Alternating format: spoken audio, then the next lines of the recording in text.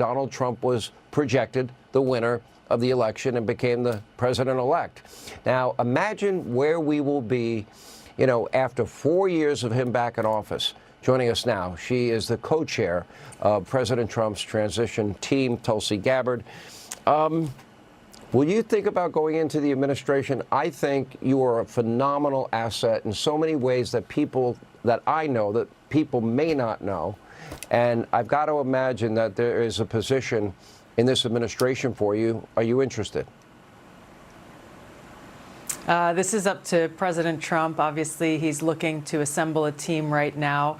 If he asks me to serve in a position where I feel I can be effective to help him carry out his objectives, of course, I'd be honored to do that.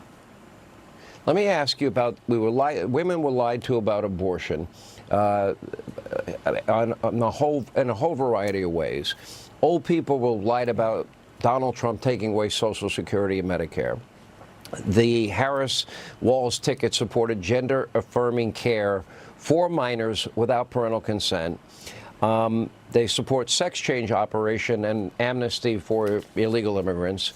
And then they say they care about women's rights, but they were completely silent on all of the women the dozens of them that were murdered by their unvetted illegal immigrants, the dozens that were raped by those people or accused of it.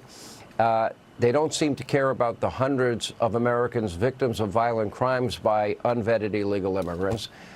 How important were these topics to voters in your view? How big an impact did it have on this race?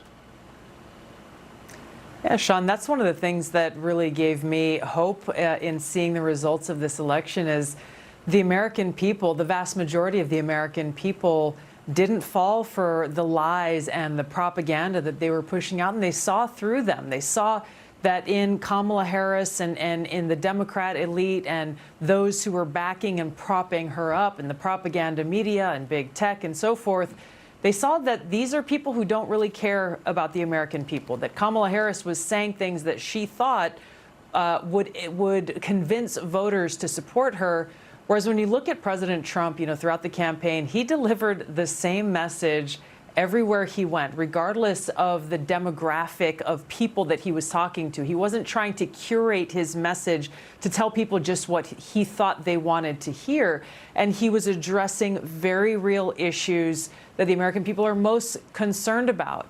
And so in the result of this election, we saw, of course, a vast majority of Americans placing their trust and confidence in President Trump, delivering a mandate and rejecting Kamala Harris's agenda of open borders, of censorship, of free speech, of freedom of religion, of crime in our communities, her agenda of continuing to wage stupid, costly, and unnecessary wars that are counterproductive to the interests of the American people, and instead embraced President Trump's vision and promise, rejecting the neocons and warmongers of Washington, promising to end wars and prevent World War III and nuclear war, bring our economy back to life, lower the cost of living, and make life better for the American people. So this is a clear mandate that the American people have delivered in this election. And I hope these entrenched politicians in Washington are paying attention, or they will see themselves potentially in the next election without a job. Tulsi, thanks for all you've done in this whole, campaign. You've been amazing. I appreciate it.